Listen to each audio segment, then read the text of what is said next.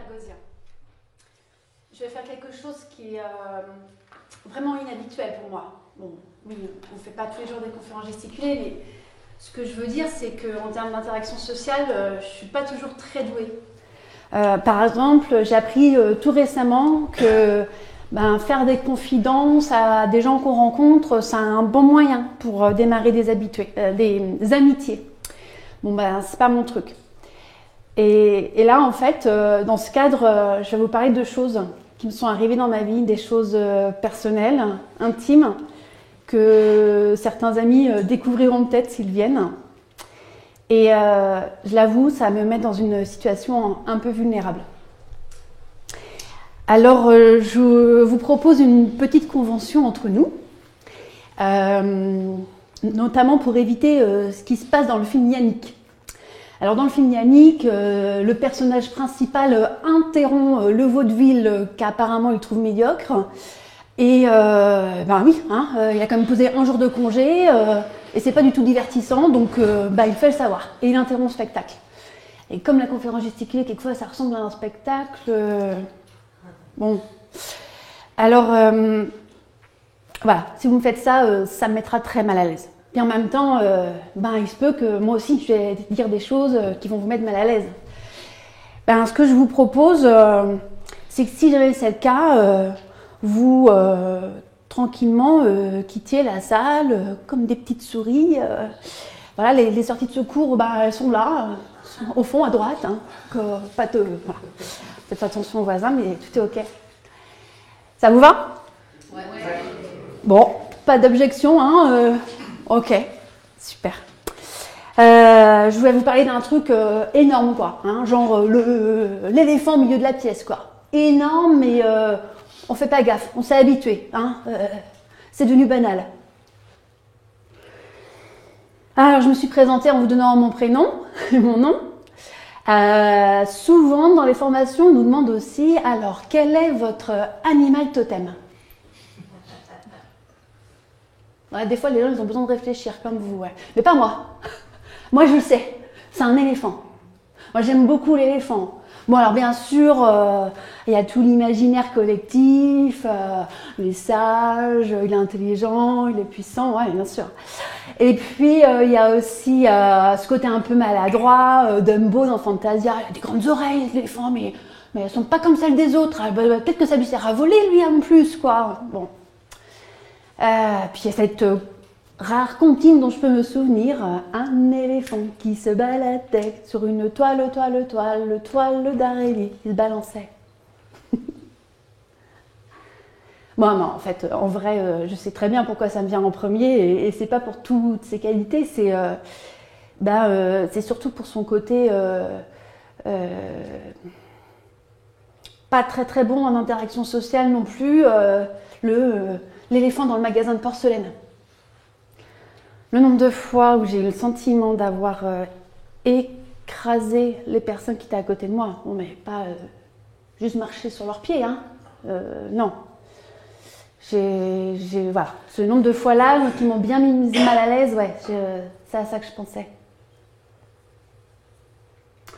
Oui, parce que moi, à part ça, je suis pas spécialement malhabile, quoi. Bon. Sauf avec les télévisions, surtout quand elles n'étaient pas plates.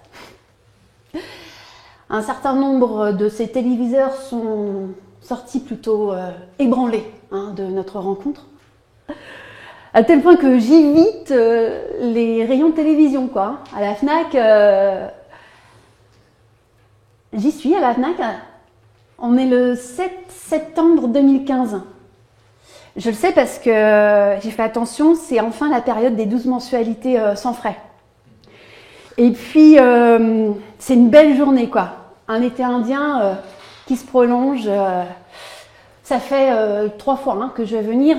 J'ai déjà vu 2 fois le même vendeur, je l'ai repéré, on ne sait jamais, c'est peut-être une commission individuelle. Donc, c'est comme lui qui m'a tout le temps informé. Alors, c'est lui qui va profiter de la vente. Donc, ça va être rapide. Pour 16 heures, je serai à la plage. Alors, on est là, devant le petit guichet, et il n'y a qu'à saisir le bon d'achat avant de passer à l'aspect crédit. D'un coup, Je sens un truc sur ma peau. Moi, les petites robes légères et les jupes étaient encore de sortie. Donc là, ici, tu sais, c'est une sensation un peu comme un moustique, une mouche. Je me dis, bah, qu'est-ce que c'est que ça, une araignée peut-être? Un type? Bah, pourquoi? Qu'est-ce qu'il fait là? Comment? Alors moi, j'ai l'habitude de dire que je ne suis pas toute seule dans ma tête. Bah là, débarquement, quoi. Ils sont plusieurs. Alors, il y en a un qui me fait plein de questions, hein. Quelqu'un qui va de son hypothèse, quelqu'un d'autre qui me dit, tu gardes la face, hein. Donc je me retourne, voilà, j'essaye de rester bien devant le vendeur. Et donc, il y en a un qui va de son hypothèse, bah, en fait, bah, si, il a besoin d'attraper quelque chose. Vous savez, la FNAC, c'est le genre d'espace, c'est le genre d'endroit où il y a toutes les surfaces de vente, elles sont exploitées, donc ouais, c'est ça, c'est une bonne idée, ça tient la route, ça. Le vendeur me pose la question, mais vous ne le connaissez pas?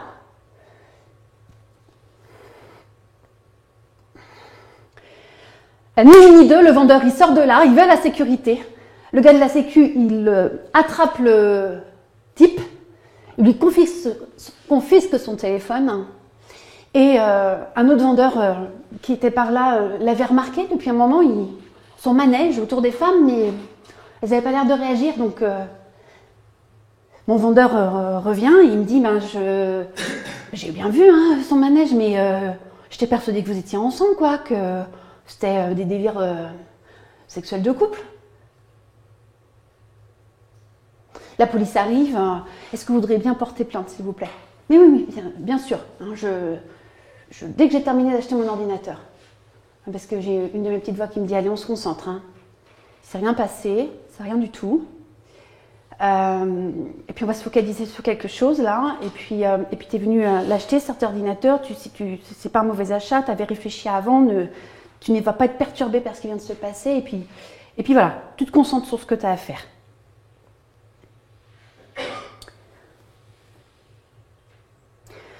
Donc après l'histoire du crédit, je vais au commissariat, enfin pas sans faire un détour par chez moi pour me laver et puis enfiler un pantalon. J'arrive au commissariat et là la femme commissaire me dit, alors on a trouvé beaucoup d'images sur son téléphone. En fait toute la matinée il a filmé sous les jupes des femmes au marché à Vannes. Et puis pareil à la FNAC, pendant qu'il promenait, en fait, pendant qu'il faisait la sortie avec les personnes en situation de handicap dont il a la charge. Il est éducateur spécialisé auprès de personnes en situation de handicap. On a confisqué aussi son ordinateur, on est en train de fouiller. Mais en fait, dans la loi, il n'y a rien qui empêche de filmer l'intimité des personnes dans un espace public. Donc il n'y a rien. Et en fait, la seule prise que l'on a, c'est vous. Hein, si vous obtenez une interruption temporaire de travail de plus de 8 jours, là on aura matière parce qu'il y aura un dommage sur vous, donc vous êtes légitime à porter plainte et du coup les quelques autres femmes qu'on a pu reconnaître à la FNAC, ben, on est 3 en tout. On aura un dossier. Ah non mais ça m'arrange pas du tout ça parce que moi ce que je voulais c'était être traité comme un non-événement quoi. Bon, je vais voir mon généraliste. Et là, mon généraliste... Ok, alors je vous donne un arrêt hein, de 8 jours au moins, et puis aussi une ordonnance hein, pour des calmants. Non mais je suis pas obligée de m'arrêter, hein, j'ai pas envie de m'arrêter. Moi, je sais très bien que ça va me faire du bien moi, d'aller au travail, et puis des calmants, j'en prendrai pas non plus. Quoi. Écoutez, vous n'êtes obligé à rien du tout, mais quand même, je vous conseille d'aller voir un psychiatre, ça pourrait vous faire du bien. Ok.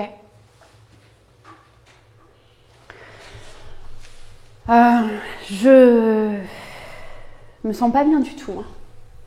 En fait, peut-être que si j'en parle, ça va m'aider un peu. Et puis en fait, j'ai besoin d'être consolée et j'aimerais vraiment être réconfortée. Et je voudrais de la tendresse saine et puis j'aurais besoin de quelqu'un de fort aussi là pour vraiment que je me sente confortée. Et là, à ce moment-là, la personne à qui je pense, c'est mon petit frère.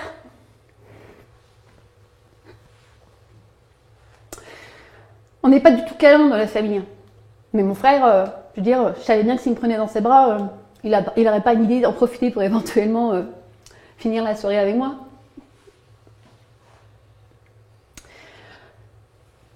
Alors Claude, pareil, j'arrive le voir et je lui dis, je suis obsédée par cette question, pourquoi moi?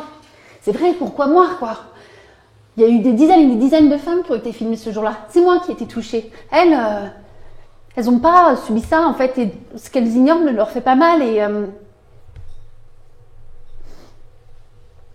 n'en pâtissent pas comme moi, là. Mon frère me dit, mais qu'est-ce que tu crois? Tant qu'à filmer, il va pas aller sur les jupes d'une moche, quoi.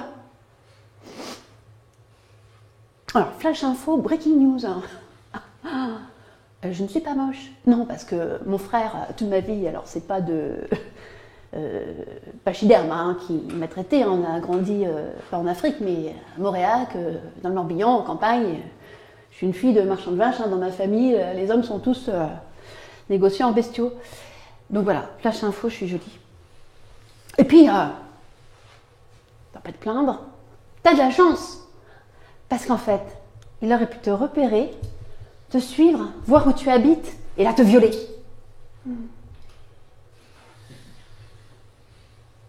Ah oui, oui. Bon, je dois dire que jusqu'à présent dans la vie, je ne m'attends pas à ce que n'importe quel coin de rue, quelqu'un me saute dessus. Mais ok. Après, je vais voir maman. Et maman, bien sûr, elle est choquée, consternée par ce qui m'est arrivé, et puis solidaire, et puis un peu contente aussi. C'est bien que ce soit tombé sur toi, Marie-Noël. Pardon? Explique-moi, maman, ton point de vue sur la situation. Ben oui, Marie-Noël. T'as hésité combien de temps quand on t'a demandé de porter plainte? Pas du tout. Pas du tout. Pour toi, c'est évident? Bah oui, évident. C'est pas évident pour tout le monde. Aller dans un commissariat, devoir porter plainte, de devoir à nouveau le répéter, d'avoir affaire à des questions. Non, c'est pas évident pour tout le monde, Marie-Noël. Ok. 15 jours plus tard, j'ai le rendez-vous chez le psychiatre. Bon, ça fait un moment que ça y est arrivé, mais en fait, c'est l'enfer, quoi. Je m'en sors pas. La nuit, la journée, je fais aller au travail, mais le soir, quand je suis toute seule, face à mes pensées, en fait, je me sens harcelée, quoi, jusqu'au fond de mon lit. C'est pas si facile de faire comme si c'était un non-événement.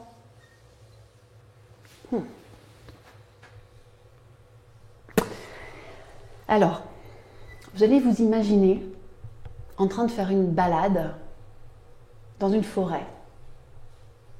C'est calme. Vous profitez du son de la nature. Puis, pas si loin, vous entendez une branche lourde craquer. Et le silence un peu lourd et épais s'empare de la forêt. Alors, qu'est-ce qui se passe à ce moment-là, après, quelque temps? Qu'est-ce qui se passe d'après vous?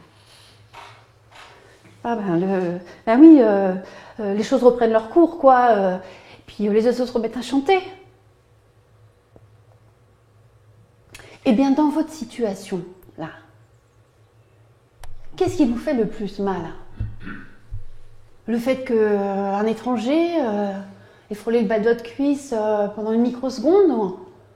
Ou les répliques sismiques de vos pensées, vos ruminations, vos ressassements? Ah oui, c'est mes pensées. Eh bien, bonne nouvelle, on peut contrôler ses pensées. Ben oui, avec mon frère. Bonne nouvelle, je suis jolie, puis en fait, ça aurait pu être pire. Bonne nouvelle avec maman, je suis solide. Et bonne nouvelle avec le psy, je peux maîtriser mes pensées. Voilà de quoi remettre la factrice sur son vélo. Hein, je suis fille de factrice. Je suis équipée, là, c'est bien. Bon, alors, en fait, cette histoire, finalement, c'est juste pas de chance, quoi. Hein, je suis tombée, je suis la pauvre victime là, d'un cas isolé. Et puis, je suis un individu responsable et apte à dépasser la difficulté. Hein, c'est un moment challengeant de ma vie. En fait, je suis là aujourd'hui devant vous. Donc, c'est que c'est peut-être pas que ça. Et ensemble, je vous propose qu'on essaye de dépasser ce fait individuel pour voir ce que ça dit de notre société.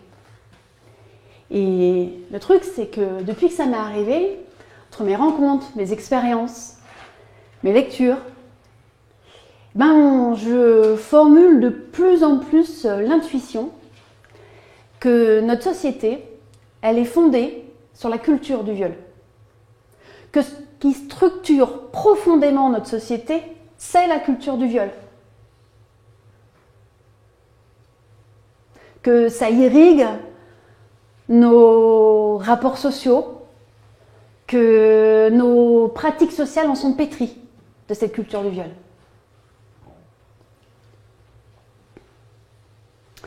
Bon, il est nécessaire qu'on se mette d'accord sur quelques vocables. Parce que si vous avez déjà entendu parler de cette expression, culture du viol, elle a une connotation particulière. On va dire que sa définition largement, non pas largement répandue, mais pour ceux qui en ont entendu parler, c'est l'ensemble des idées reçues autour du viol, de la victime du viol et du violeur. C'est par exemple dans l'enquête Ipsos 2022, le fait que 42% des Françaises estiment qu'une tenue provocante de la victime atténue la responsabilité de l'agresseur. J'ai remis un pantalon avant d'aller au commissariat. Je devais l'avoir dans un coin de ma tête, ça. Je devais être dans ces 42% aussi de femmes, de Françaises.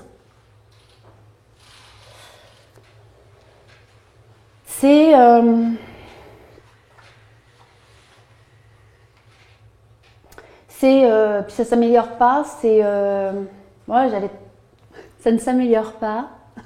C'est le fait que dans les 18-24 ans, près de un quart donc, de ces jeunes gens pensent que dire non à une proposition sexuelle veut dire oui.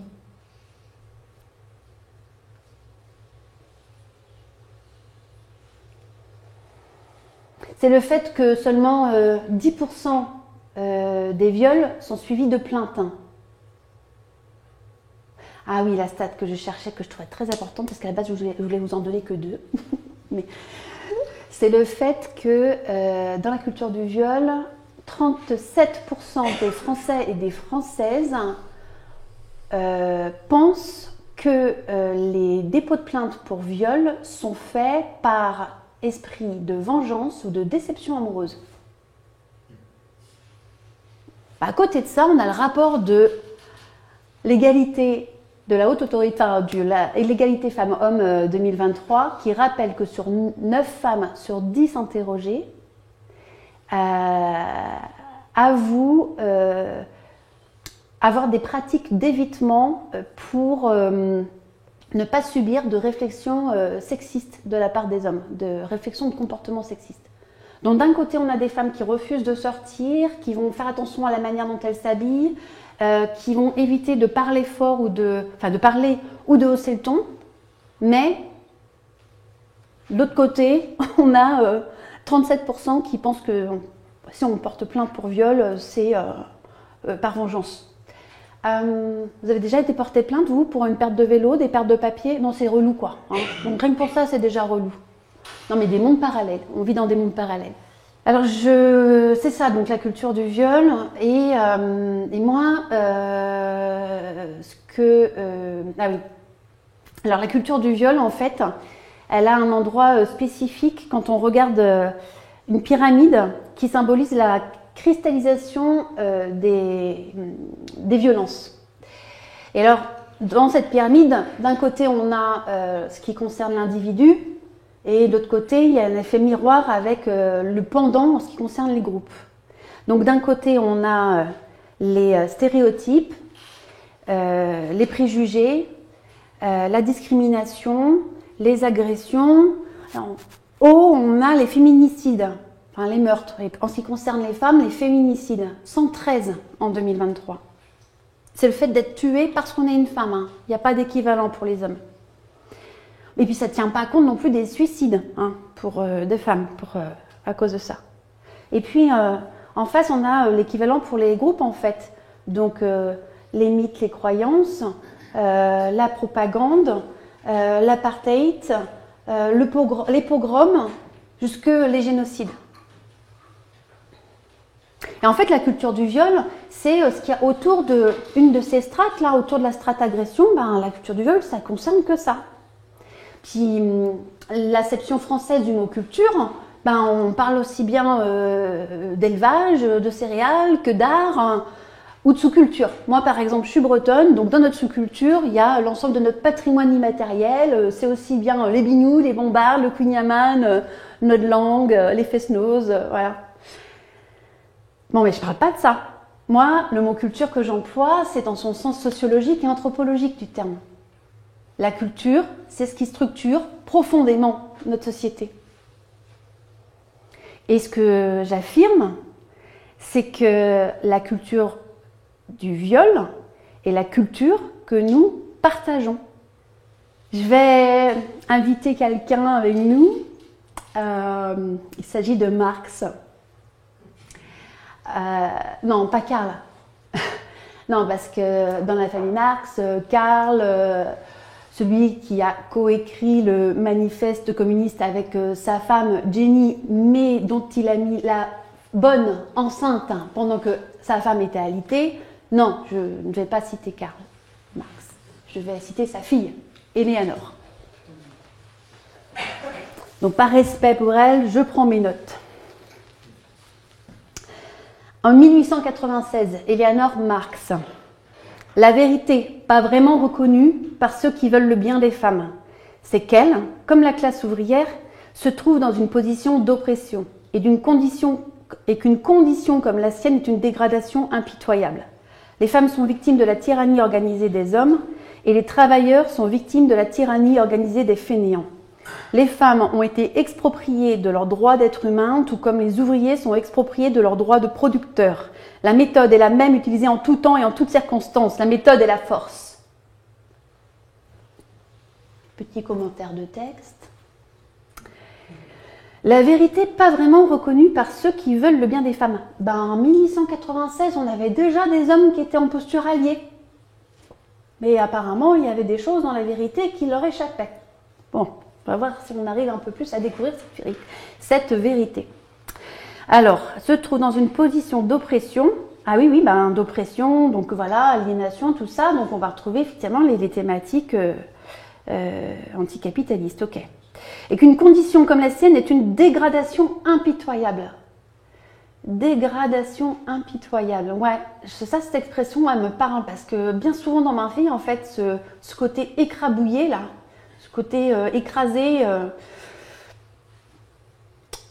c'est ça que je ressens en fait, une dégradation impitoyable.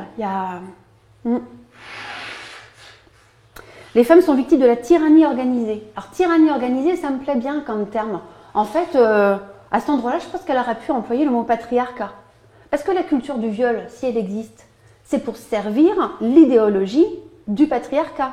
Le patriarcat, c'est quoi? C'est une société organisée où les rôles et les pouvoirs sont organisés au profit des hommes d'une classe de genre masculin pour pouvoir mieux exploiter et dominer d'une classe de genre féminin. Ça, c'est la définition du patriarcat. Dit autrement, une tyrannie organisée. Elle parle bien. Les femmes ont été expropriées de leur droit d'être humain. Tout comme les ouvriers sont expropriés de leur droit de producteur. La méthode est la force. Et voilà pourquoi je tiens en fait à l'utilisation de ce mot culture du viol pour parler du sujet et pas un autre, pas sexisme, pas patriarcat. Parce que le mot viol, ça veut dire étymologiquement prendre par la force. Donc c'est à chaque fois qu'on prend par la force, on exerce les pratiques et les instruments de la culture du viol. On utilise ces codes, on utilise ces normes. Je suis élue à la mairie et à l'agglo de Vannes. Bon, si je suis élue, c'est parce que la prise de parole, normalement, j'aime ça. Là aussi, j'aime ça. Et puis voilà, au fur et à mesure, en fait, de la campagne, il se trouve que je suis arrivée numéro 2 sur cette liste. Et essentiellement parce que quand je prenais la parole, voilà, je véhiculais un peu de sympathie. C'est le cas là ouais, bon, ok, vous emballez pas.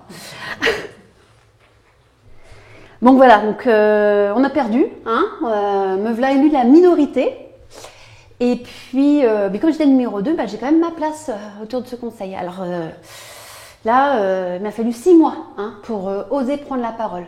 Ça n'a jamais été aussi difficile. Les sujets à préparer, ils sont nombreux, c'est dense, c'est plein de choses que je découvre. Et puis la manière dont ils se parlent, quoi, c'est quand même un peu violent. Hein. Enfin, c'est plein de mépris, de condescendance. Bon. J'ose faire une première prise de parole.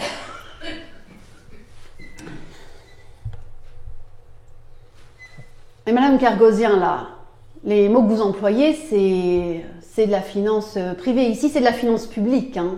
C'est des collectivités. Ce serait peut-être bien que vous alliez vous faire former, non? Bon, ça, c'est un exemple de la langue macho d'Erika Eklund. Hein. Elle a repéré comment, dans les paroles, finalement, les hommes ont été sociabilisés à prendre le pouvoir grâce à la parole. Donc, en l'occurrence, il a ridiculisé mon propos, il a parlé en majuscule. Voilà. Ok. J'ai un de mes colistiers, lui, il intervient sur tous les sujets. Oh, il a une intervention de pratiquement sur tout, quoi. Donc on sait qu'on voilà, on peut déborder les 2 heures qu'on attribue à notre agenda dans le conseil grâce à lui.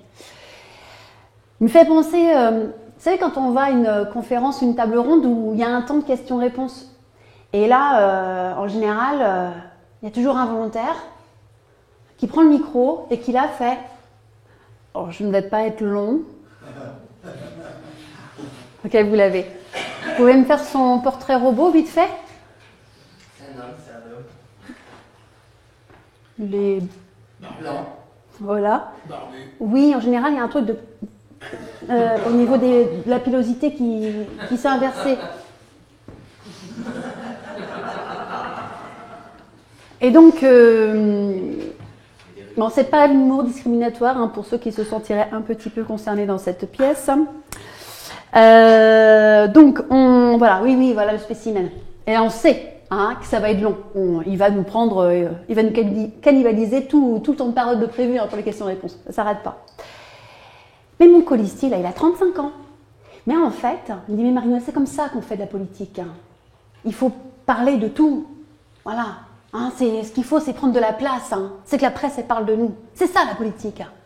Non, je ne suis pas femme, hein, parce que... Non, mais en fait, non. Ça s'appelle tenir le crachoir. L'idée, c'est d'occuper tout l'espace, de capter un maximum d'attention. Voilà. Après tout, mais bon, c'est un bébé politique. Hein. Il a été pris en charge de bonne heure par un parti. L'idée, c'est de faire une carrière. Et donc, effectivement, il a les codes bien imprégnés aussi.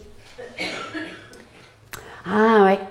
J'avais préparé une intervention 2 mois plus tard après ma première. C'était à l'occasion du rapport égalité femmes-hommes. J'avais un peu dans mon intervention expliqué que j'avais remarqué hein, que notre président de séance, quand il distribuait la parole, il s'adressait à ces messieurs en leur donnant du monsieur. Et puis quand il s'agissait de dames, des fois c'était par leur nom de famille et des fois c'était par leur prénom, quoi. Alors du coup, cet usage un peu différent, ça donne l'impression qu'il y a une affinité un peu particulière, quoi.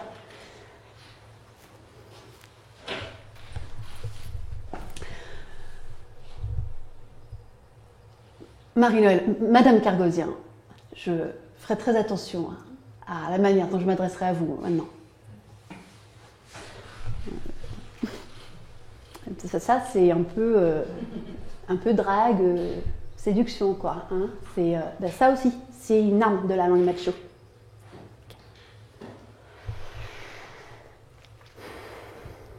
Non, en fait, avec tout ça, là, cette langue-là, ce qui se passe, c'est qu'on nous exproprie de nos droits d'être humain, notamment le droit de s'exprimer.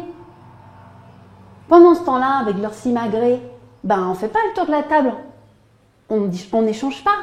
On n'a pas finalement une démocratie vraiment représentative des différentes opinions autour de cette table. Bon, déjà, je vous ai dit, hein, c'est très désagréable le contexte, donc avant d'avoir envie de participer, faut quand même un peu être motivé, quoi. Bon. On exproprie notre droit d'être humain, le droit à la parole. Mais c'est ça aussi, en fait. C'est qu'on nous apprend à la fermer. On nous intime au silence. Ah mais maman, quand elle me dit c'est pas évident pour tout le monde, eh bien c'est ça de la culture du viol qu'elle a intégrée et qu'elle me fait passer comme message. Elle sait qu'habituellement, les femmes victimes ne vont pas se plaindre. D'ailleurs, les agresseurs, ils doivent le savoir aussi, qu'il n'y a que 10% des viols qui se terminent en plainte. J'ai obtenu un rendez-vous avec un commissaire aux comptes, une pointure sur la place de Vannes. Je suis conseillère en gestion de patrimoine pour le groupe Alliance, conseillère. Et j'ai tellement été longtemps à dire conseiller. Bon, la langue, c'est un vrai sujet. Et donc, c'est quoi? Ah oui, conseillère en gestion de patrimoine. Mais en fait, mon métier, c'est d'accompagner les personnes que je rencontre à transmettre, valoriser, gérer l'ensemble de leurs biens. Le patrimoine, c'est l'ensemble de leurs biens. Et là, j'obtiens un rendez-vous avec ce commissaire aux comptes parce que, notamment, il s'occupe de grands comptes type grande surface. Et donc, si jamais il y a une vente, moi, j'ai envie de faire partie du tour de table des interlocutrices privilégiées pour éventuellement capter une partie de la vente. Je ne veux pas rater mon coup, alors je me fais accompagner d'un ingénieur d'affaires. L'ingénieur d'affaires, lui, il est toujours appelé par des conseillers et conseillères comme moi. Donc, il ne travaille que sur des très gros dossiers.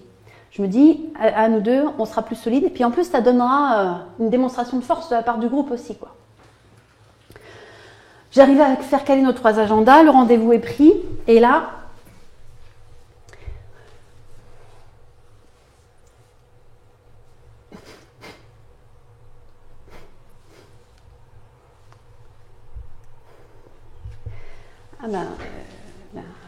mini boys club, quoi, hein.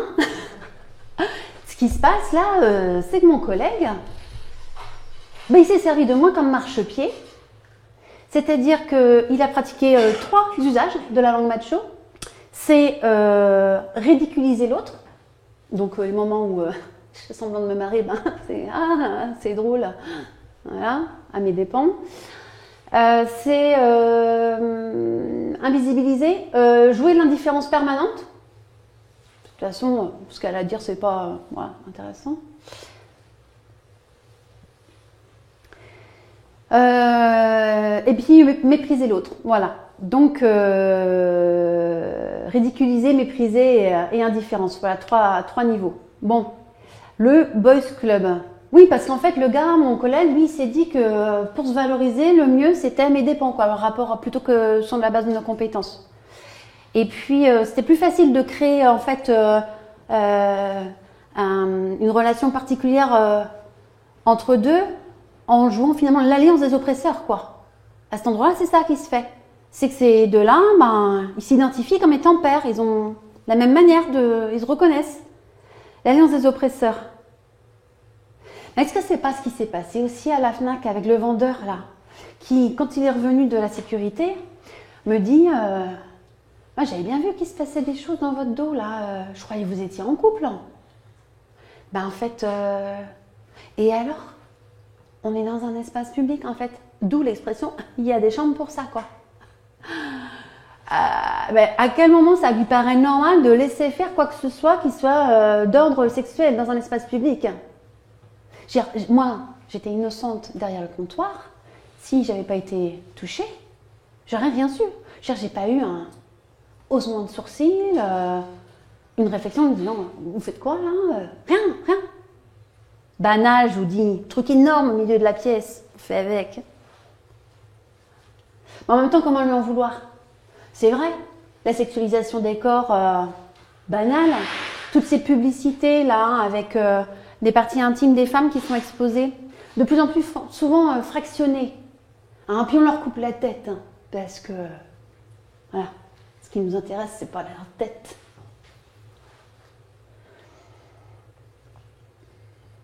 Et puis il y a aussi ce qu'on appelle le male gaze, hein, au cinéma notamment, mais sur nos écrans, il n'y a que 37% de personnages parlants féminins sur les écrans.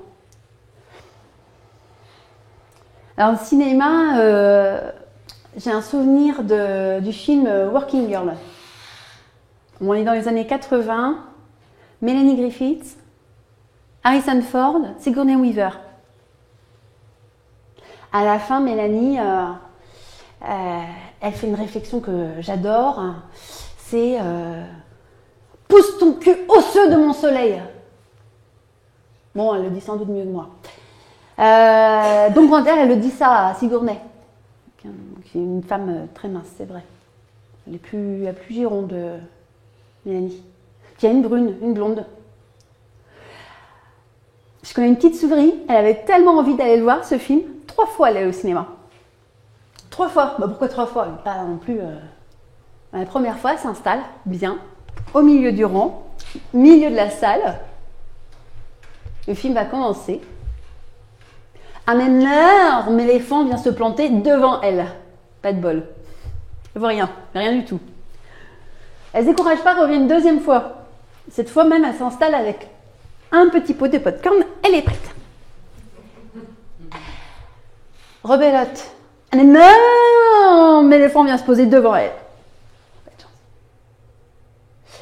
Et elle ne se démonte pas. La fameuse 3e fois. Elle attend. Le film est sur le point de commencer. Et là, elle s'installe. Et devant l'éléphant. Les bandes annonces sont terminées. Et elle se retourne et elle fait... T'es chiant, hein? Bah oui, elle n'allait pas lui dire pousse ton cul osseux de mon soleil. C'est un éléphant. Bon. Ouais. Moi, ce film-là, en fait, il se passe dans la finance. Et puis, dans les années 80, toutes les femmes, c'est plutôt des sténodactylos. Et elle en fait partie, Mélanie, au début du film. Mais elle est créative, elle est ambitieuse. Il y a une autre femme, en revanche, la seule parmi tous les hommes là qui sont dans la haute finance, c'est Sigourney Weaver. Et puis elle rapporte, au fur et à mesure du film, on voit comment les fringues évoluent. Donc tailleur, épaulettes. Moi, mon style en tant que conseillère en gestion de patrimoine, c'était plutôt robe cintrée et scarpin.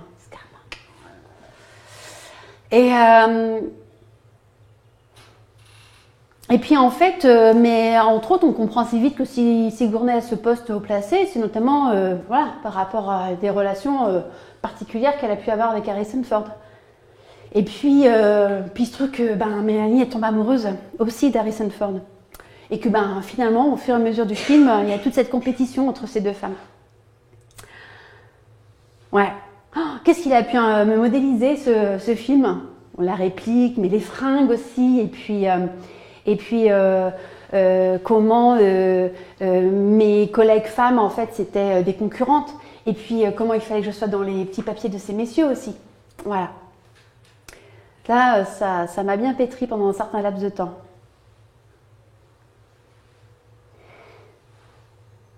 J'arrive en formation, on est en 2015 encore, c'était une super année pour moi 2015. Voilà, je suis habillée, c'est l'été, j'ai mis un petit haut qui me fait un décolleté assez avantageux. Et là, j'ai un collègue qui me fait ah ouais, tu peux me dire bonjour, mais avec un décolleté comme ça, je sais que je vais passer une bonne journée. Moi, j'ai l'idée que la mienne, elle va peut-être pas être géniale. Ça va pas louper.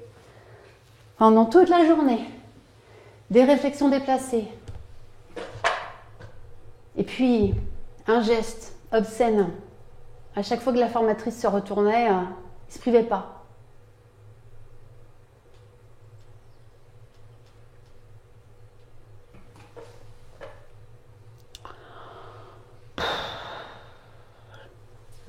Sauf que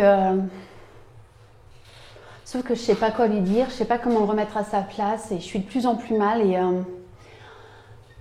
Puis pendant ce temps-là, je regarde mes collègues. Alors, certains collègues hommes, c'est... on retrouve le Boys Club, l'alliance des oppresseurs. D'autres... bon, ils font mine de rien. Je dirais même que je détecte le fait qu'ils trouvent ça lourd aussi, mais qui me dit non, consent. Puis mes collègues femmes, on n'est que 3 en tout. Chez une, je vois, c'est pas tombé sur moi, c'est pas plus mal. Et chez une autre, je vois, bah ouais, la manière dont je suis habillée. Elle doit faire partie de ces 42% de femmes aussi, qu'une tenue provocante nous rend responsables de ces agissements sexistes. Bon. Mais là, ce dont je suis en train de vous parler, c'est pas de l'agissement sexiste en lui-même. Ce qui m'intéresse dans ce que je vous raconte là, c'est l'attitude de mes collègues femmes. Parce que si juste avant, on a vu que les hommes étaient genrés à créer des alliances, ils sont un petit garçon, ils encouragent à jouer au sport collectif. Une petite fille, plutôt d'une activité individuelle. Mais les filles, elles sont aussi genrées surtout à se faire concurrence.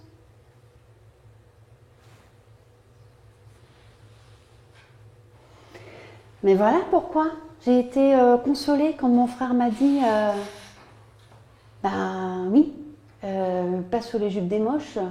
Et par syllogisme, je me suis consolée avec je ferais partie des jolies. C'est-à-dire que moi, ça me mettrait dans une strate de dominée où voilà, je suis valorisée d'une certaine manière, d'une certaine façon à cause de ça. Donc en fait, nous, on est sociabilisés à se diviser, en fait, en tant que dominés. Tara Benjalour dit que la nature fait des différences, que c'est la société qui crée des inégalités. Ça se passe comment dans la nature? Eh bien, prenons une petite souris et un éléphant, qui font tous les deux la course. Alors, ils courent. Ils sont potes, ils font régulièrement leur jogging ensemble. La petite souris regarde derrière elle. Elle interpelle son pote. Oh, elle dit donc, t'as vu toute la poussière qu'on fait?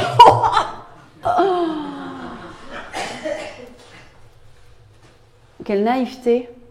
Non mais quelle naïveté. Elle veut tellement faire pote, elle veut tellement appartenir, prendre sa place au soleil aussi avec les dominants que le tas de poussière, elle le fait sien aussi, quoi. En fait, ça me fait penser un peu à moi, qui râlais après les gilets jaunes parce qu'à cause d'eux, ma journée était encore plus longue et plus pénible.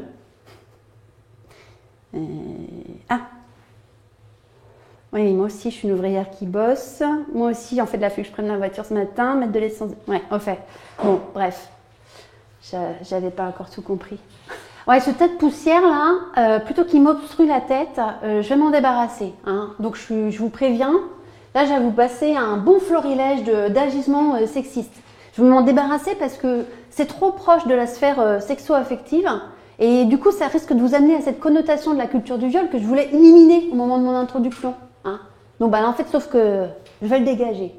Alors dans ma vie professionnelle, rien que chez Alliance, ça donne, pendant que je vais me servir un café, un collègue qui défait la fermeture de ma robe jusqu'à ma culotte. Un client qui me reçoit à poil. Un client qui me pose une question fondamentale pendant mon argumentation. Vous ne portez pas de soutien-gorge aujourd'hui? Un collègue qui, pendant que je conduis pour le covoiturage, me masse les épaules. À la photocopieuse, tous les matins, un collègue. Bonjour Miss.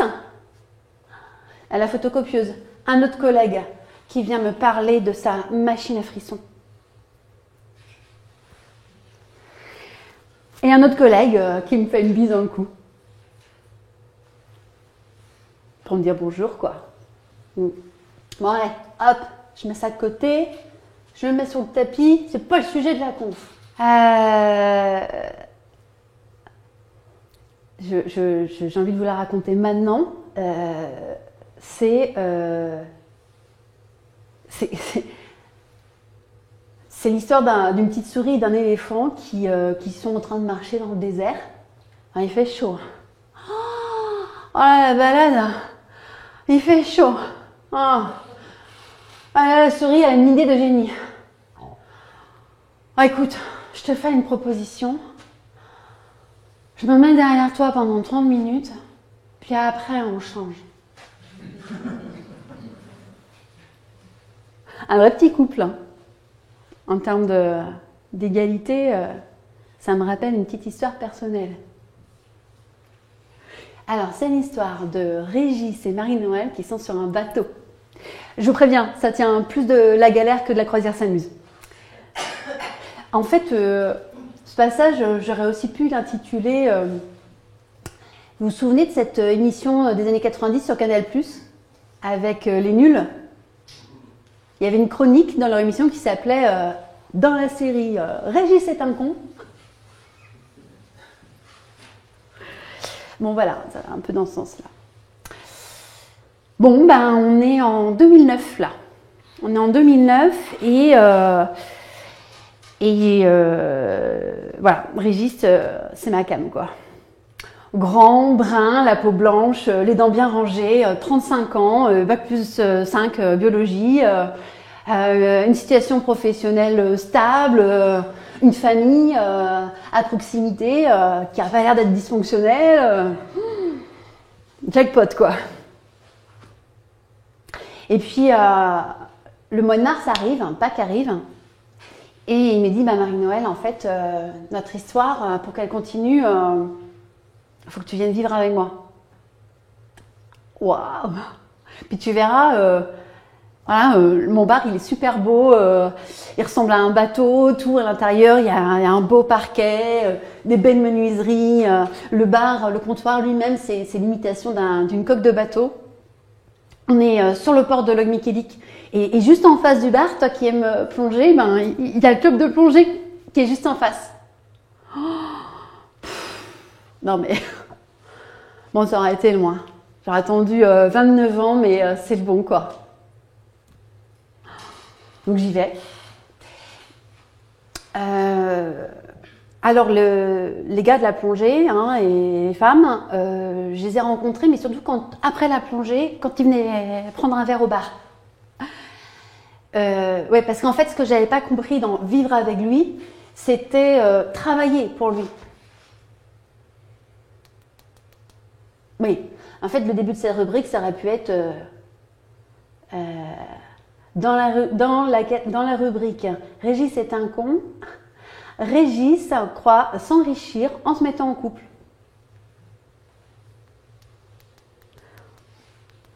Donc, elle a travaillé pour lui parce que dans sa tête, hein, il a hérité d'une entreprise familiale. C'est le bar de sa mère et de sa grand-mère avant. Et en fait, il est hors de question que je partage son logement, les fruits de son travail, si je ne participe pas moi-même à travailler. Bon, oui, ça se tient comme raisonnement.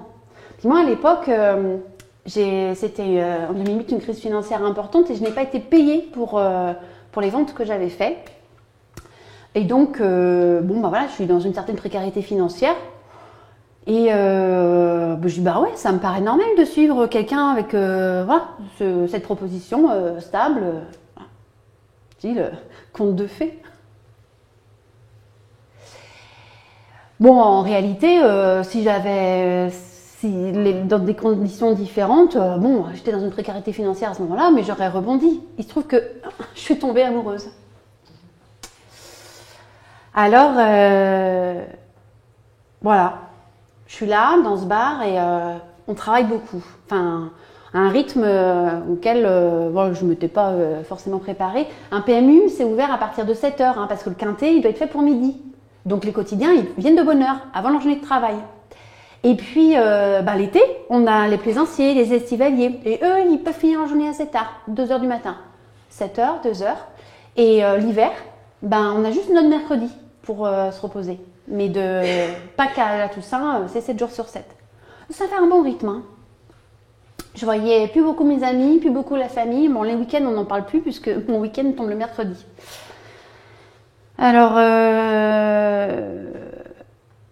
je profite du passage de sa nièce. Elle a 12 ans et on va enfin visiter le musée de la Compagnie des Indes. C'est à Port-Louis. La Compagnie des Indes, pourquoi? Parce que alors ça raconte notre grande histoire. Hein. Lorient, la ville de Lorient, a été construite par Louis XIV, en fait, pour prendre la route de l'Orient, c'est-à-dire la route de la soie, et notamment pour permettre le commerce de bois d'ébène. Et donc dans ce musée, elle me demande ce que sont des entraves.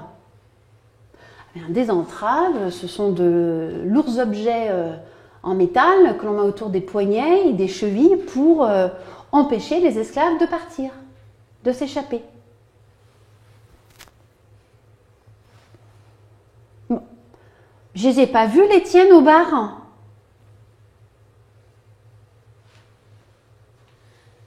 Bon, premier round, Marino, KO.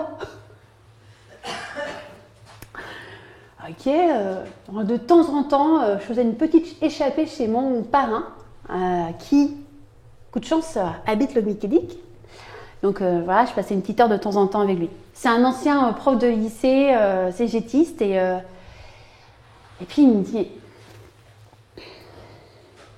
un truc que je comprends pas, Marie-Noël, ton métier avant, c'était bien de conseiller tes clients et tes clientes pour compléter les garanties de la sécurité sociale. Oui, en cas de maladie, en cas d'accident, au moment de la retraite, puis moi, j'essaie de leur vendre des placements en ce moment-là, des produits d'épargne et d'assurance. Oui, donc tu connais bien le fonctionnement de la sécurité sociale. Hein, qu'il faut cotiser pour pouvoir avoir le droit à des prestations derrière. Ouais. Mais Marie-Noël, en France aujourd'hui, quand on travaille, qu'on n'est pas rémunéré, qu'on n'a pas de contrat de travail, mais ça s'appelle toujours de l'esclavage. Deuxième round, Marino KO.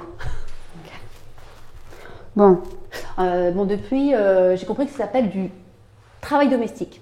Rien à voir.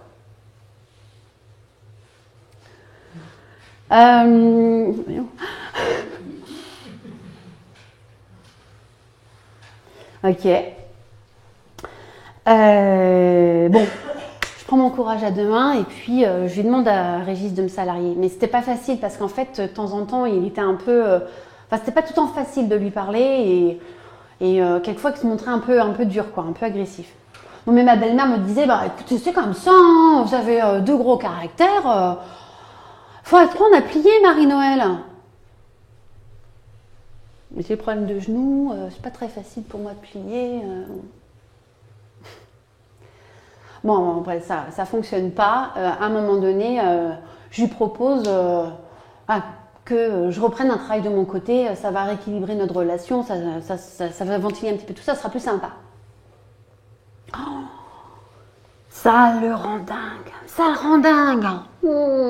Les choses sont de plus en plus compliquées.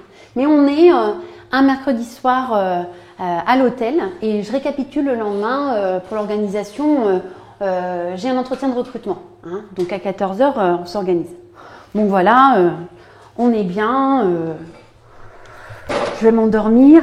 La lumière est éteinte. Je sais pas combien de temps ça dure, mais moi je dors bien. Et d'un coup, il se maquille franchement sur moi, il attrape mon nez comme ça, il le tire, il le tord, il tord. En fait, la force de sa prise, elle est tellement importante que je suis obligée, j'aurais voulu me débattre, mais j'ai pas le choix. J'arrive à sa hauteur et je lui fous une patate dans la tête. Ah ouais, cette fois, c'est fini, là. Tu te rends compte un peu où t'en arrives? C'est fini. Je veux plus supporter ça.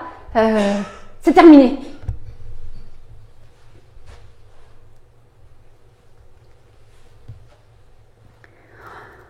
Ce que j'ai trouvé ridicule, ce geste, ça en rappelait un voisin, tu sais, il trappait mon nez comme ça. Il dit, ah, t'as plus le nez, t'as plus le nez. Heureusement qu'à ce moment-là, je suis pas restée sans défense.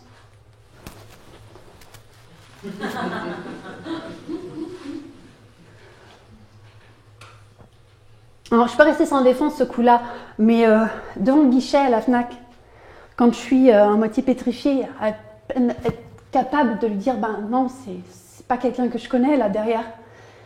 Je crois que ce que j'ai vécu à ce moment-là, c'est ce qu'on appelle de la sidération. Et Muriel Silmona, elle a beaucoup écrit sur les traumatismes pour les victimes d'agression. Et la sidération, c'est une stupeur émotive qui est provoquée par le non-sens d'une situation. Comment j'ai pu aller m'embourber dans cette situation? Comment, alors que j'ai un bon niveau académique, j'ai un métier, je suis plutôt une fille de caractère, mais comment j'ai pu m'embourber dans cette situation? J'ai bien une petite idée. Ah, c'est ma nouvelle pote, Eleanor.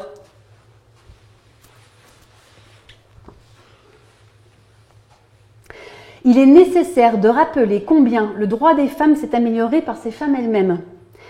Mais il est nécessaire de rappeler que malgré l'acquisition de ces droits, les femmes, mariées ou non, sont toujours moralement dépendantes des hommes et toujours maltraitées par eux.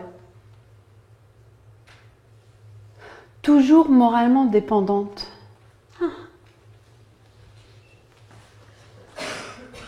Ben oui, être dans les petits papiers de ces messieurs, mes collègues, être valorisée par rapport aux autres femmes par mon frère, être en couple, ma situation en fait, ma valorisation en tant qu'être humain dépend de la distance des relations que j'entretiens avec les hommes. Et ce qui me valide dans cette hiérarchie de dominée en tant que femme, c'est quelle relation de couple j'ai. Alors tout à l'heure, quand je parlais de la souris, de l'éléphant et que je faisais oh, quel petit couple charmant, hein, c'est quelques petits couples dans une vision de la société hétéronormée. Une société hétéronormée, c'est où le régime social, politique, historique est fondé sur le fait que l'hétérosexualité est la norme. Donc, si on n'est pas en couple hétérosexuel, on est stigmatisé. C'est ça une société hétéronormée. Non mais attendez, de nos jours, une femme, seule, indépendante, qui voyage, qui s'amuse, qui fait des blagues. Une femme épanouie? Mais vous n'y pensez pas? Sorcière! Ouais, c'est ça qui s'est passé, ok.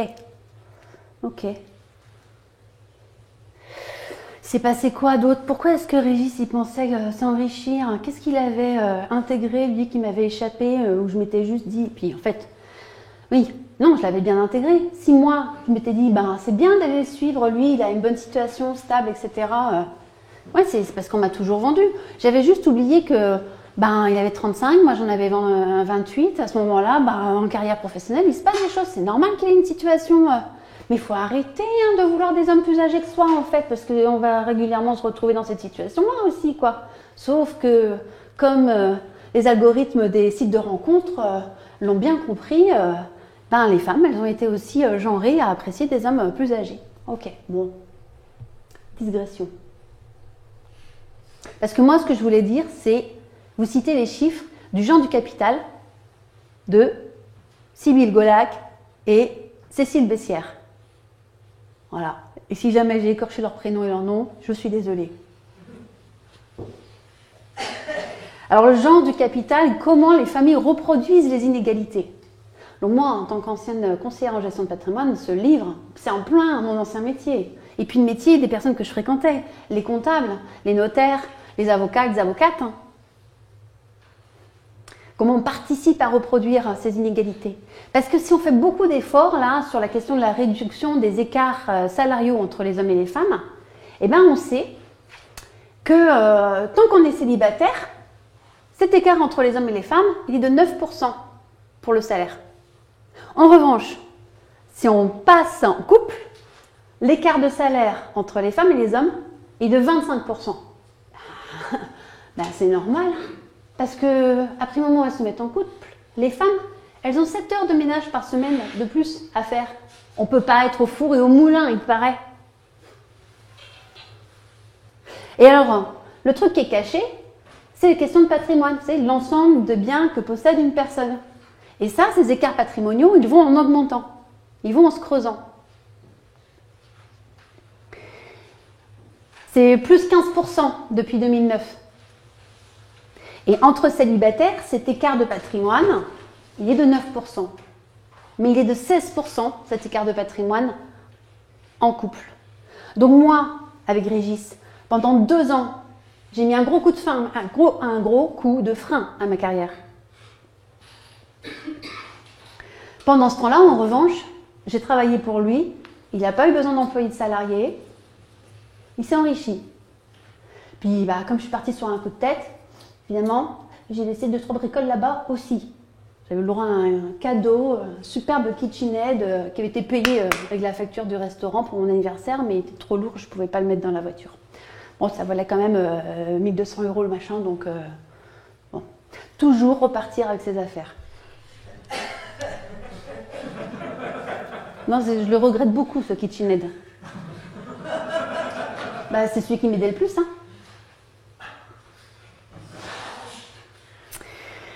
Ouais. Qu'est-ce que ça me dit d'autre, cette histoire? Ah ouais, la répression. Danielle Kergouët, elle en parle quand elle explique ce que sont les rapports de domination. Alors, les rapports de domination, avec donc des oppresseurs d'un côté, des opprimés de l'autre. Puis des fois, les opprimés, ils se rebiffent. On appelle ça de la résistance. Ah oui, mais les gens qui sont en place au pouvoir, ils ne se laissent pas faire. Et ça s'appelle de la répression. Bon, alors dans mon cas individuel, c'est un homme qui ne supporte pas qu'une femme va reprendre sa liberté financière, va développer une autre vie sociale en plus de lui. Il ne sera plus mon soleil. Voilà, répression, violence physique, ok. Mais dans le cas de la société, c'est quoi? Je ne sais pas si vous avez remarqué, mais depuis le mouvement MeToo, il y a ce qu'on appelle une bonne poussée masculiniste. Alors, petit en vocabulaire, masculiniste, c'est pas le contraire de féministe. Hein. Les masculinistes, eux, ils cherchent à conserver leurs privilèges masculins. Tandis que les féministes, elles veulent une société égalitaire. Non, c'est pas pareil. Hein. Bon, camarade, choisis ton camp. Vous avez entendu parler de ce gars qui montait en haut d'une tour, là, à Nantes?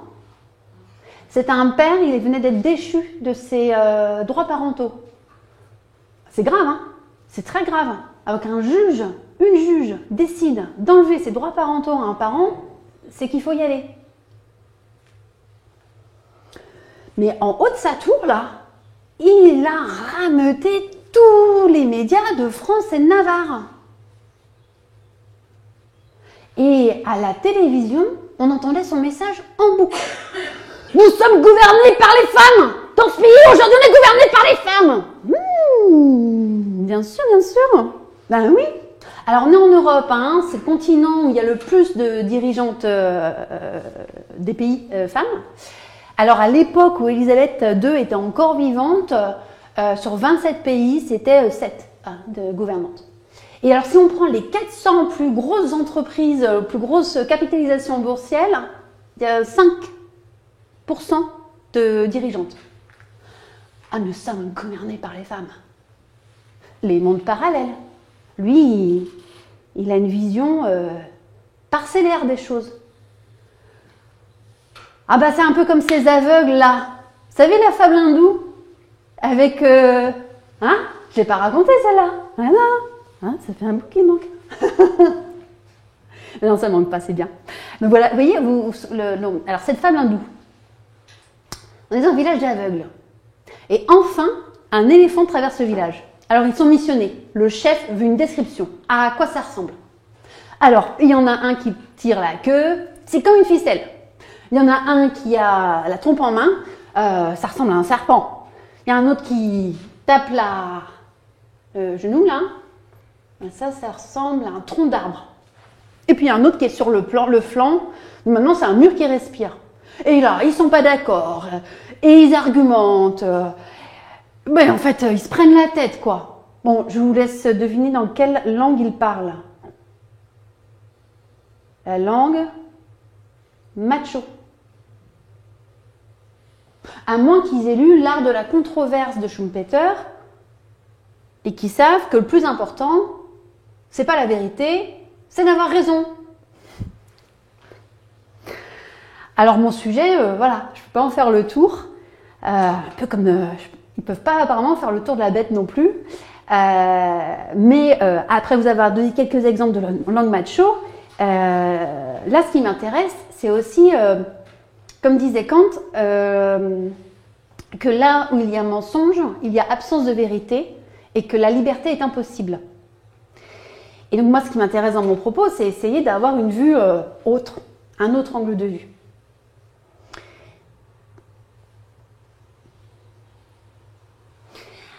Alors, la répression, ça me rappelle aussi ce que dit Emmanuel Docès dans la Misarchie, Voyage en Misarchie.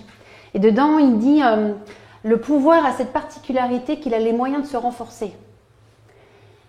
Et donc, c'est quand il voit qu'il va se perdre, il y a les moyens de la répression. Et là, en l'occurrence, c'est comment cet homme qui parle, ce père de famille nantais, qui parle la langue macho, le truc, c'est que lui, il bénéficie de tous ces médias. Et pourquoi il bénéficie des médias? Parce que c'est un instrument du pouvoir. Et qu'on a vu que tout est pétri par cette culture du viol. Donc, je vous l'ai dit plus tôt qu'il n'y a que 37% de temps de parole féminin sur les écrans. Donc, quand il y a des messages qui sont passés, ce sont ces messages-là. Donc ça, c'est la poussée masculiniste. Je parle de ce type-là. Mais là, tout récemment, quand on a des hésitations en France à revoir la définition de la culture du viol, quand on a un président qui s'immisce dans ce qui n'est pas un débat public, mais un fait divers, glauque, mais un fait divers quand même, c'est-à-dire qu'au prétexte qu'on a affaire à un illustre français, on ne lui retire pas sa Légion d'honneur. Non, mais c'est quoi le rapport entre la morale et la Légion d'honneur? Non, mais rien. Il y a peut-être une définition dans le Larousse qui en parle, non? Bon. Donc ça, c'est la poussée du masculinisme. Alors à la fin de la chronique, Chantal Lobby, elle avait l'habitude de dire, et peut-être que ça vous fera plaisir de le dire avec moi, donc comme si c'était une journaliste. Mais qu'il est con ce Régis. Allez, avec moi. Mais qu'il est con ce Régis.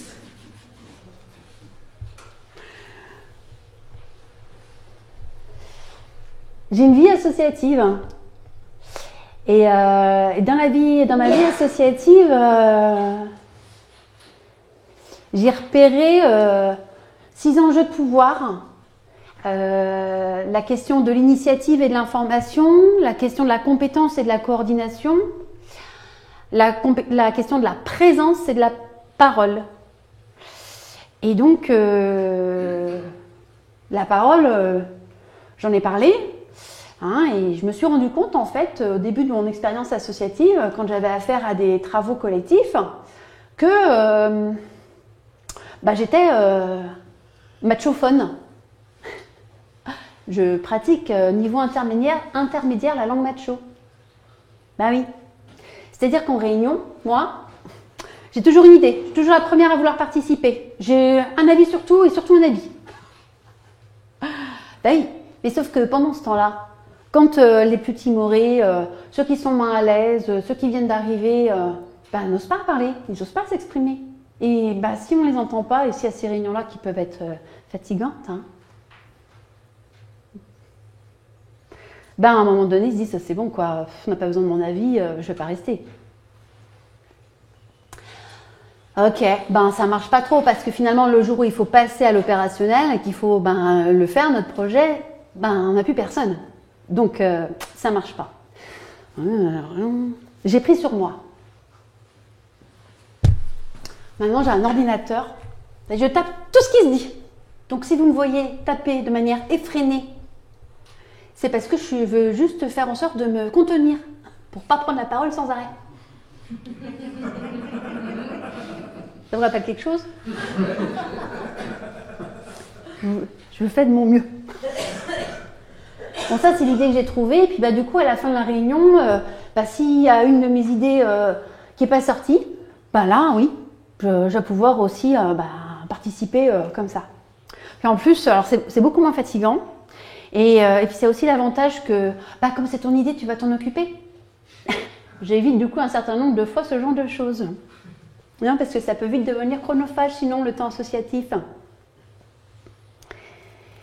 Et alors, l'association que j'ai fréquentée, ça s'appelle la Jeune Chambre économique. Et ça concerne, c'est pour les 18-40 ans. Moi, j'ai rencontré tardivement à 35 ans.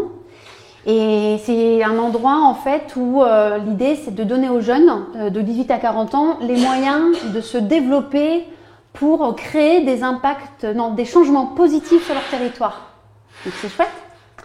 Et ça change. Tous les ans, les bureaux changent de façon à ce qu'on puisse exercer de la responsabilité. Tous les ans, il y a plein de formations de proposées. Et puis, ensemble, on travaille à des projets pour tout ce qui peut intéresser la cité. Ok. Je fais une formation. On est en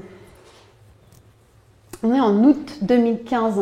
Août 2015 ou 2016 2016. Ouais, MeToo n'est pas encore arrivé. On est en août 2016 et là, je fais une formation prise de parole en public. Et à la fin de notre journée, on a la possibilité de proposer un sujet qui va être tiré au hasard par l'un d'entre nous pour faire un dernier exercice. Comment réagir face à un collègue qui fait des réflexions déplacés et des gestes obscènes depuis le début de la journée.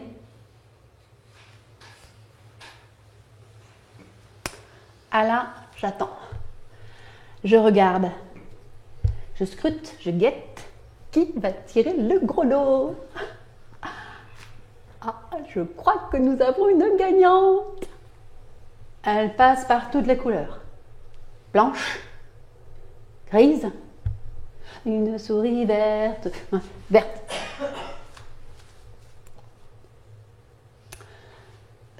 Non. Non, j'en veux pas de ce sujet. Refus d'obstacle. Non, j'ai un autre sujet. Et s'y met. Bon, moi je comprends qu'elle est à peu près aussi mal à l'aise avec le truc que si ça lui était arrivé. C'est quand même fou. Sur le nombre qu'on est, je tombe sur la personne qui est concernée. non, Marie-Noël, on a vu les chiffres. Rien que parmi les enfants, potentiellement, dans une classe de 30, il y en a entre 3 et 5 qui sont victimes d'inceste. Donc ceux-là, ils deviennent des adultes. Donc non, les gens qui connaissent des agressions, il y en a plein.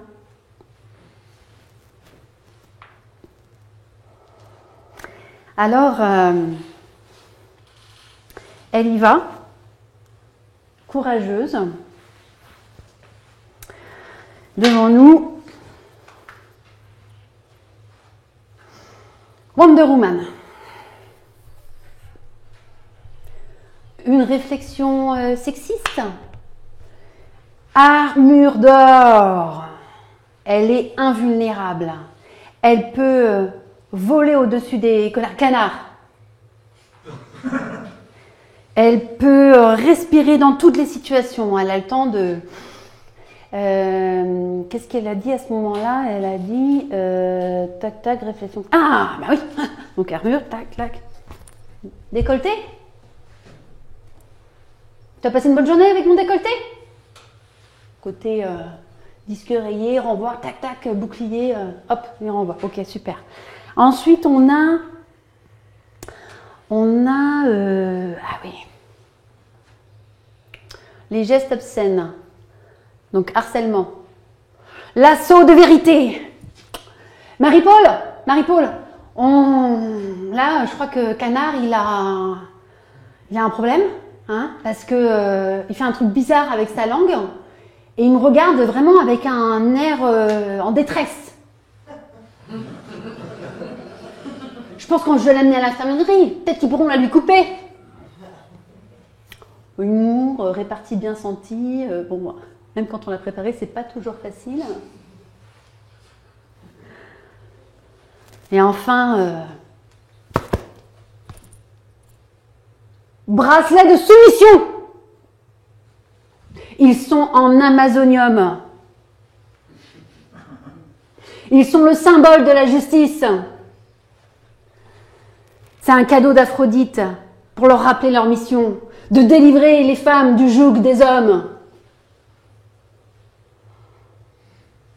Et qu'est-ce qu'elle en fait? Attendez, j'essaie de me souvenir.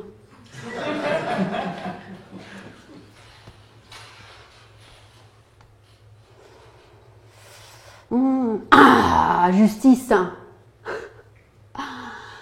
Bah écoute, en fait, là, on va aller directement au bureau RH où on en parle au référent sexiste et sexuel du travail. Bon, en fait, ça n'existait pas à l'époque, hein, c'est dans la loi de 2018. Donc, rappel à la loi. Hein, un employeur est censé prendre soin et lui permettre d'avoir des conditions de travail correctes. Donc, voilà, la justice. Très bien. Waouh, elle s'en sort bien. Hein. Et puis, en fait, elle s'amuse. Hein. Elle cache pas son plaisir, la bougresse.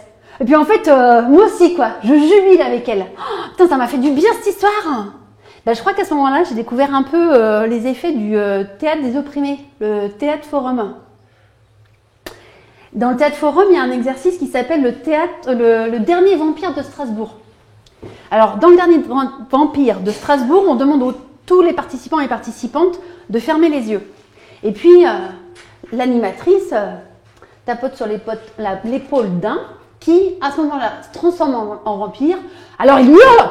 Et puis, il a les bras comme ça, là, devant lui, mais il a les yeux ouverts. Et donc, l'idée, c'est qu'il aille vampiriser tout le monde. Hein, et que, dès que quelqu'un est vampirisé, lui-même, il devient un vampire. Ils sont de plus en plus nombreux, ça hurle, mais eux, ils ont les yeux ouverts. Et donc, au moment du débrief de l'exercice,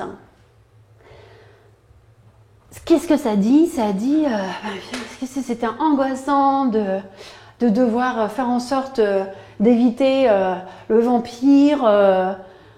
C'était fatigant, c'était angoissant. 9 femmes sur 10 doivent adopter des stratégies d'évitement pour éviter les réflexions sexistes. Ok. Et puis, ça faisait du bien quand on passait vampire. Ah, puis en fait, même, ça m'excitait, quoi. Ça me faisait du bien de pouvoir poursuivre et d'aller à la chasse, là, de ceux qui pouvaient rester, là, et de me les faire aussi. Ah, ouais, ok. Voilà, hein. Ce petit plaisir à appartenir à ceux qui dominent, quoi.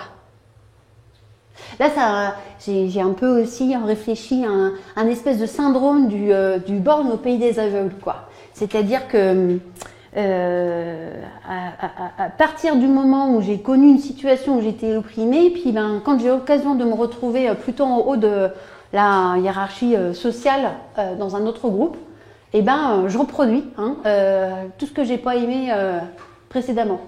Je vois que ça pour expliquer que de promotion en promotion, les architectes se plaignent de leurs charrettes. Hein. Les charrettes, c'est tous les projets architecturaux qu'ils ont apportés en plus de leurs études. Ça fait plus de 70 heures de travail. Par exemple, c'est des conditions très compliquées. Et en fait, ces architectes, quand ils deviennent eux-mêmes enseignants, ils refont la même. C'est les histoires de bizutage. C'est, voilà. Et je crois qu'on a intégré ça et que quand on arrive dans une sphère sociale ou une autre, on emporte avec nous cette culture de la domination qui est la culture du viol, et on reproduit les mêmes pratiques sociales. Est-ce qu'on a vraiment envie que le pouvoir continue de s'exercer comme ça? En tout cas, le pape François, dans Laudato Si, là, une encyclique à propos de l'écologie, lui, il dit... Pourquoi veut-on préserver aujourd'hui un pouvoir qui laissera dans l'histoire le souvenir de son incapacité à intervenir quand il était urgent et nécessaire de le faire? Or, on en est tous conscients aujourd'hui, on a des enjeux sociétaux considérables. Ok, alors le pouvoir il fonctionne comme ça et ça fait des générations qu'on se le transmet comme ça et que ça nous donne des rapports de domination. Il pourrait y avoir quoi comme alternative? Ils en disent quoi dans la nature? Ben, retrouvons nos éléphants dans la jungle. C'est la sécheresse. Plus d'eau. Il faut trouver une nouvelle source, un nouveau point d'eau. Alors ils y vont, ils se déplacent. Et là, ils trouvent un joli bras de rivière avec une petite cascade toute fraîche. Oh là là, ils vont passer du bon temps ici. Sauf que, chemin faisant, ils ont un peu ébranlé un village de souris au passage.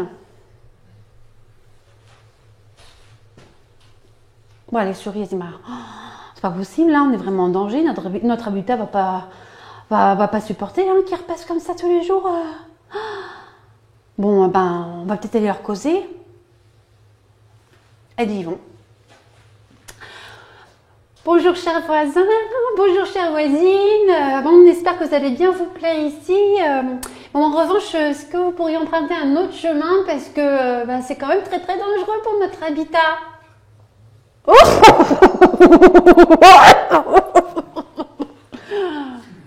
Un éléphant canard.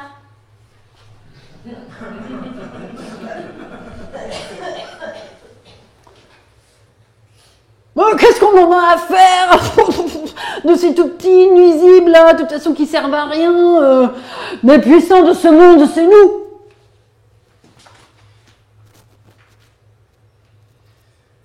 Il n'est pas écouté. Il trouve un autre chemin. Et les éléphants et les souris passent du très bon temps, joyeusement, dans ce coin d'eau. Quand tout à coup, les chasseurs piègent les éléphants dans des filets. Heureusement, les souris sont vite averties. Et elles sont peut-être invisibles, mais elles ne sont pas sans dents. Donc elles rongent le filet.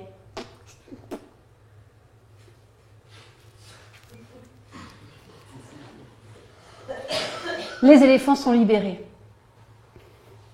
Saviez-vous que les sociétés d'éléphants sont matriarcales? La reine des éléphants, tout en regardant l'éléphant canard, qui se serait contenté d'écraser les souris, les remercie chaleureusement les souris pour leur coopération. Un modèle de coopération. Genre, on passerait des rapports de domination à des rapports de coopération. Ah, ok, super, ok. Elle dit quoi après, Danielle Kergouët? Ah oui, elle dit les pratiques sociales. Ok, donc les rapports, les pratiques sociales. Alors, c'est quoi les pratiques sociales qu'il pourrait y avoir pour de la coopération? Ah, si on a de la culture du viol d'un côté, on peut peut-être avoir de la culture du consentement. Bien ça, culture du consentement. Génial. Mais en fait, avec tous mes travaux féministes, là, enfin mes recherches, je suis tombée sur des trucs passionnants en matière de consentement. Et notamment, plein de choses en fait. Il me faudrait une autre conférence. Le truc, c'est que je me suis fait avoir, un peu comme Simone de Beauvoir qui voulait écrire une autobiographie. Elle a d'abord été obligée d'écrire le 2e siècle, 2 tomes. 2e sexe, 2 tomes.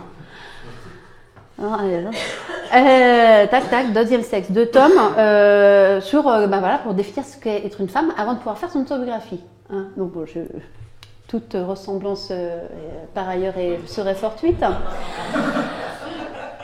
Mais en tout cas, pour une conférence sur la culture du consentement, il faudra revenir au 2e épisode ou éventuellement suivre les ateliers que je peux proposer dans le cadre de mon nouveau métier.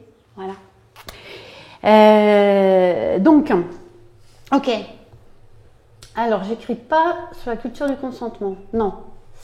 Ce dont je me rends compte, c'est que nous pourrions avoir d'autres pratiques sociales. D'autres qui viendraient du coup, qui seraient basées sur une culture du consentement.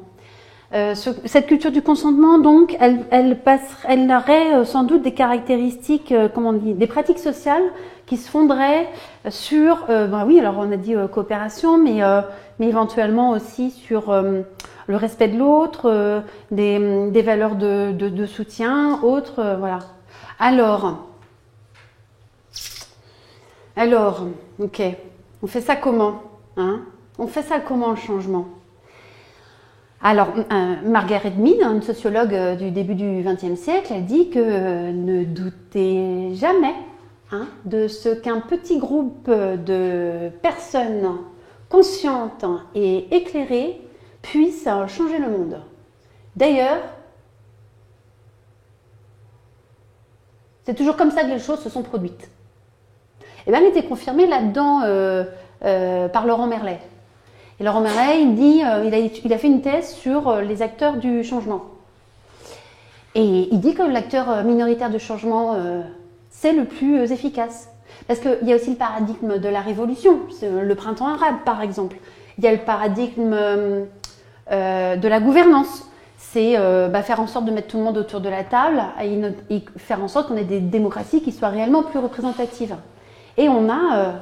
on a aussi le paradigme du gouvernement. Alors le paradigme du gouvernement, c'est quand on est persuadé que la loi, elle est là pour protéger les plus faibles et que du coup, elle va dans le bon sens. Bon, c'est vrai. Moi, depuis 2015, il y a une loi qui est sortie le 23 août 2018 qui condamne de 10 à 15 ans de prison pour toute captation d'images de l'intimité dans les espaces publics. Et ça va de 15 ans à 30 ans de prison. Alors, mon acteur minoritaire du changement, c'est pas une personne toute seule. Non. Ça reviendrait à individualiser une solution pour un problème systémique. Autant prendre une enclume pour tuer une mouche. C'est peut-être une meilleure expression qu'il faudrait trouver, mais vous avez compris. Non, ce qu'il faut, c'est un collectif. Il nous faut des collectifs de plus en plus puissants. Pour ça, il faut qu'ils soient inclusifs.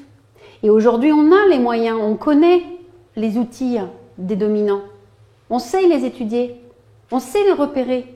Et puis j'espère qu'aujourd'hui, vous avez un éclairage supplémentaire qui vous permettra d'y être vigilant. D'y être vigilant quand un coup, vous êtes l'éléphant, d'y être vigilant quand vous êtes la souris. Il faut quand même que je vous partage une découverte que j'ai faite concernant ces questions de consentement.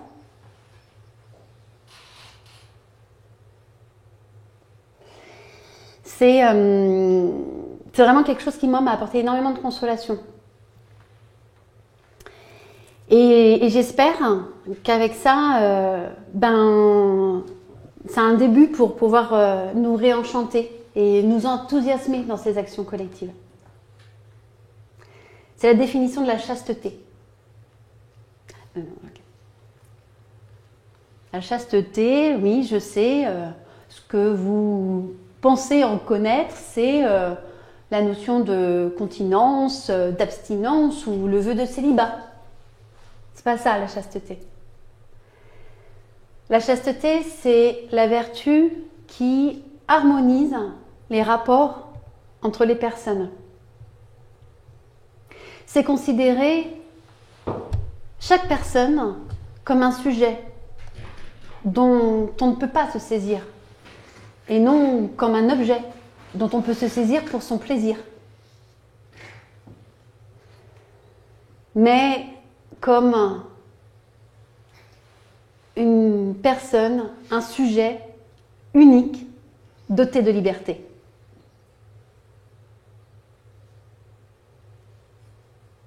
Et celui qui a des oreilles entende. Maintenant, vous savez quoi.